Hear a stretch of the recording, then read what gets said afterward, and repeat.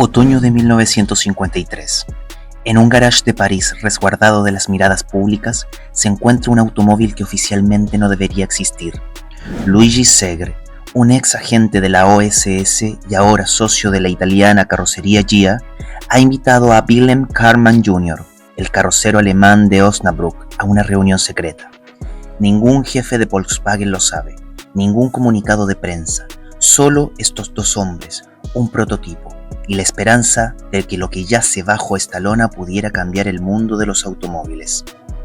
Cuando Karmann levanta la cubierta, ve una carrocería que simplemente no encaja con Volkswagen.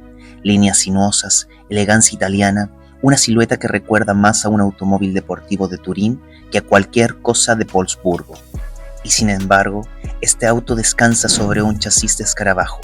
La reacción de Karmann es espontánea e inequívoca. Quiero construir esto. Lo que comienza en ese momento es la historia del Volkswagen Karmann Ghia, un automóvil que con 30 caballos de fuerza debería tener una carrera mundial. El proyecto secreto, Dolce Vita sobre base de escarabajo. El nombre Karmann Ghia no encierra en sí una historia mitológica, ninguna leyenda como Mustang o Corvette. Es simplemente la fusión de dos nombres de empresas. Karmann, la herrería de carrocería alemana que desde 1949 construía convertibles de escarabajo, y Ghia, la legendaria casa de diseño italiana de Turín. Pero detrás de esta nomenclatura pragmática se esconde una historia que tiene poco que ver con la sobriedad alemana. A principios de los años 50, Volkswagen era una historia de éxito con exactamente 3 modelos: el escarabajo, el convertible de escarabajo y la furgoneta. Nada más. El jefe de Volkswagen, Heinz Nordhoff, estaba satisfecho con esta claridad. Nuevos modelos, no hay necesidad. La economía de posguerra estaba en auge, el escarabajo se vendía como pan recién horneado. ¿Por qué cambiar algo? Pero Wilhelm Karmann Jr. tenía otros planes. Su empresa ya construía los convertibles para Volkswagen, artesanalmente perfectos, pero solo variantes de escarabajo. Karmann quería más. Quería un automóvil que aportara glamour al portafolio de Volkswagen, algo emocional, algo que no fuera solo funcional, sino deseable.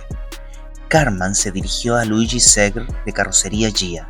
Segre no era un hombre de negocios ordinario, era un ex agente de la OSS, predecesor de la CIA, que durante la Segunda Guerra Mundial operó detrás de las líneas enemigas en el norte de Italia como enlace entre las tropas estadounidenses y los partisanos italianos. Después de la guerra, estudió ingeniería mecánica y terminó en Ghia, donde se hizo un nombre como brillante negociador. Se sabía que Segre podría ser enviado con 10 millones de liras y regresar con 30 millones. La idea era simple: un coupé deportivo sobre base de escarabajo, asequible pero que irradiara elegancia italiana. Segre obtuvo en secreto un escarabajo, lo envió a Turín y lo entregó a Mario Boano y su hijo Giampaolo, quien en ese momento dirigía en el departamento de diseño de Ghia. El diseño, herencia Chrysler o creatividad italiana. Lo que Boano y su equipo diseñaron genera debates hasta hoy. Las líneas de Karmann Ghia recordaban sorprendentemente el Chrysler d'Elegance, un concept car diseñado en 1953 por Virgil Exner y construido por Ghia. Exner, entonces diseñador jefe de Chrysler, tenía predilección por formas fluidas, guardabarros puntiagudos y líneas de cintura elegantemente curvadas, todas características que se encuentran también en el Karmann Ghia. El hijo de Virgil Exner dijo más tarde que el Karmann Ghia era una copia directa e internacional del Chrysler d'Elegance, pero añadió: nadie se molestó, fue maravilloso. El propio Exner habría considerado al Karmann Ghia como la forma definitiva de adulación, e incluso obsequió a Segre el primer ejemplar importado a Michigan como agradecimiento. La verdad probablemente esté en algún punto intermedio. Boano ya había utilizado líneas similares antes del d'Elegance en otros proyectos, como en un Alfa Romeo 2500S Cabriolet de 1949 y una Lancia Aurelia Limousine de 1950. Entonces, el Karmann Ghia no era ni puro Exner ni puro Boano, era una síntesis del lenguaje de diseño estadounidense e italiano destilado en las proporciones de un Volkswagen. El resultado: un automóvil que se veía como si pudiera fácilmente alcanzar 200 km por hora, aunque en realidad apenas llegaba a 118 km por hora. El nacimiento, del garage secreto a la IAA. Cuando Wilhelm Karmann vio el coupé terminado en París en otoño de 1953, fue inmediatamente convencido, pero Heinz Nordhoff, el jefe de Volkswagen, era escéptico. Demasiado femenino, fue su primer veredicto. No veía potencial para el mercado masivo. Solo Christiane Karmann, la esposa de Wilhelm Jr., convenció a los escépticos. Era una de las mayores admiradores de diseño e insistió en continuar con el proyecto. Nordhoff finalmente dio luz verde, bajo una condición. Karmann construiría los autos, Volkswagen los vendería.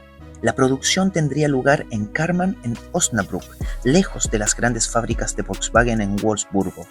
Cada vehículo sería fabricado a mano, más de 200 inspectores por auto, cada soldadura retocada manualmente hasta que la carrocería no revelara una sola costadura o línea de soldadura. El 14 de julio de 1955, el Volkswagen Karmann Ghia tipo 14 fue presentado como coupé en Beige Gazelle, en la IAA de Frankfurt. El precio, 7.500 marcos alemanes. Para comparar, una casa propia costaba entonces alrededor de 30.000 marcos alemanes, un escarabajo estándar alrededor de 4.000 marcos alemanes. El Karmann Ghia no era un auto barato, pero era asequible y se veía como un automóvil deportivo. La técnica, ADN de escarabajo en traje de gala.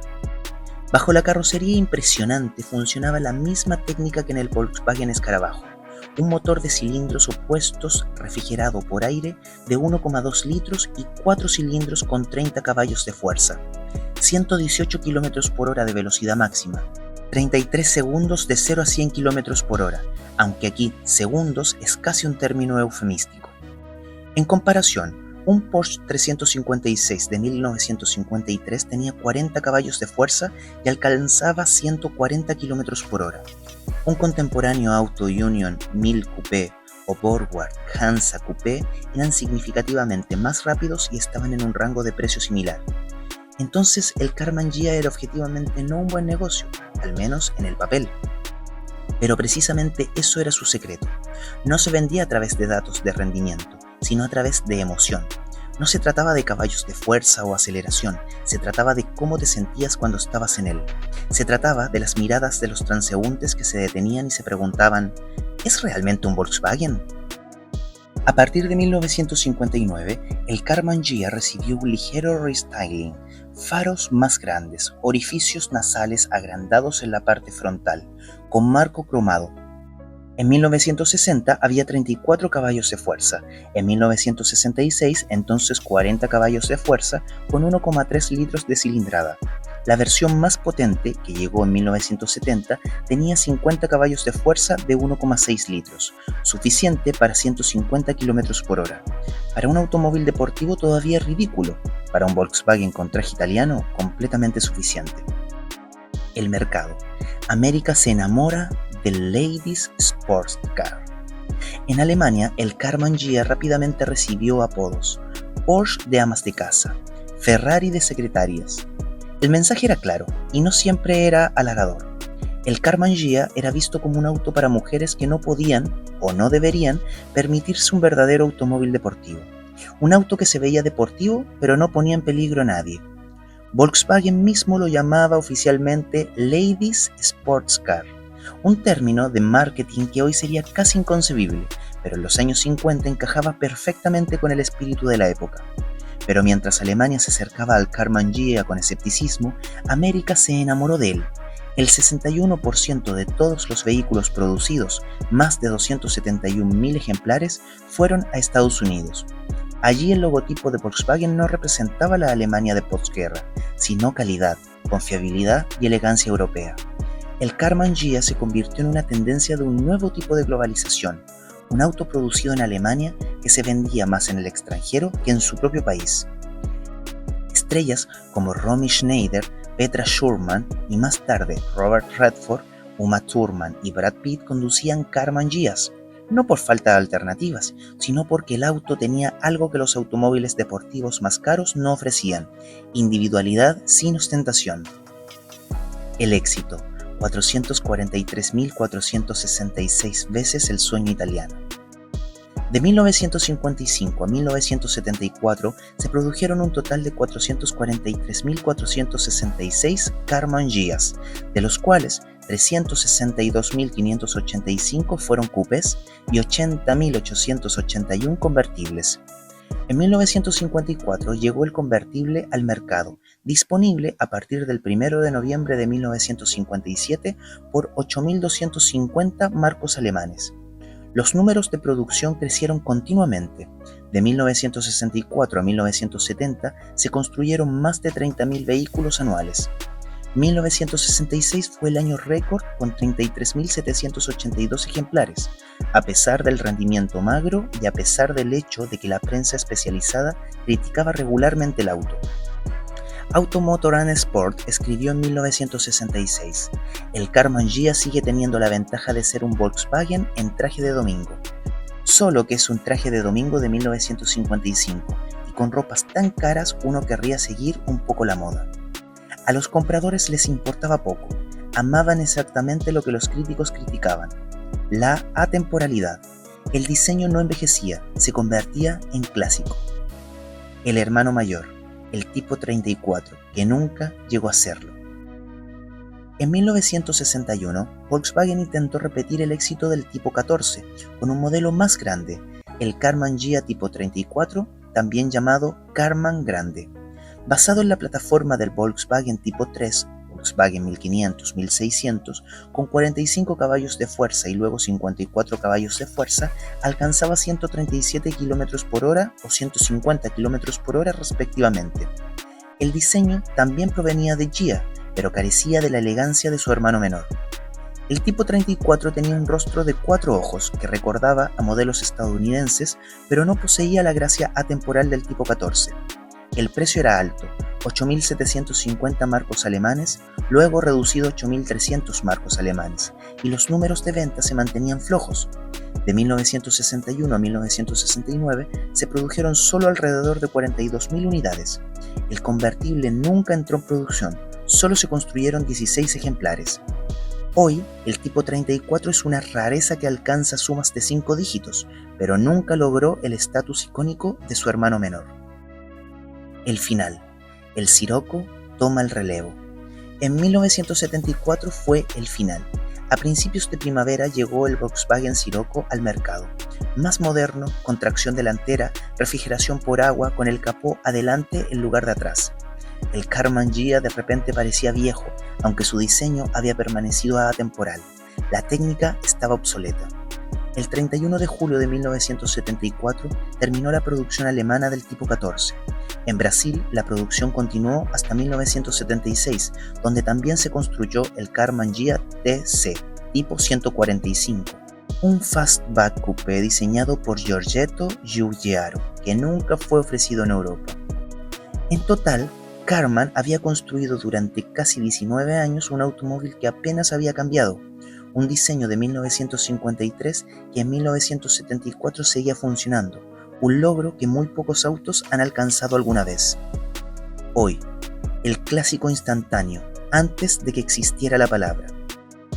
¿Qué realmente pasó entonces con el Karmann Ghia? No fracasó, no envejeció mal, simplemente fue superado por el tiempo y por una nueva generación de autos que eran más potentes, más modernos, más contemporáneos. Pero solo 7 años después del final de la producción en 1981, la prensa especializada escribía sobre el Karmann Ghia como auto usado exclusivo con apreciación de valor garantizada. El valor de entonces de un convertible bien mantenido, 6.000 marcos alemanes. Hoy el precio de un ejemplar comparable se mueve en dirección de 15.000 a 50.000 euros. Los ejemplares de concurso pueden alcanzar hasta 90.000 euros. El Karmann Ghia se convirtió en un clásico instantáneo, antes de que esa palabra siquiera existiera. Hoy es más codiciado que nunca, no a pesar de, sino por su rendimiento modesto. Es el antisímbolo de estatus, un auto que no impresiona a nadie, con caballos de fuerza, pero que encanta a todos con su elegancia. Un auto que no es ruidoso, no es ostentoso, no es exagerado, sino simplemente hermoso. Y quizás esa es la mayor ironía de todas. El Karmann Ghia debería haber sido un automóvil deportivo, pero era demasiado lento, Debería haber sido un auto de lujo, pero era demasiado barato. Debería haber sido un Volkswagen, pero se veía como un italiano. Y precisamente por eso funcionó. El Karmann Ghia es el auto que nunca debería haber existido, un proyecto secreto que Heinz Nordhoff pensaba que era demasiado femenino, un auto con 30 caballos de fuerza que se veía como si tuviera 200, un Volkswagen que fue exportado más de lo que se vendió, un diseño que durante 19 años apenas necesitó cambios porque fue perfecto desde el principio. Es la prueba de que a veces los mejores autos no son los más rápidos, no son los más caros, no son los más potentes. A veces los mejores autos son simplemente los más hermosos. Y si hoy ves un Karmann Ghia abollado, cromado, con el típico sonido del motor de cilindros opuestos en relantí, entonces no ves solo un auto, ves una pieza de historia automovilística, un secreto que ha durado 70 años, un sueño italiano sobre técnica alemana. El Ferrari de secretarias que logró ser inmortal.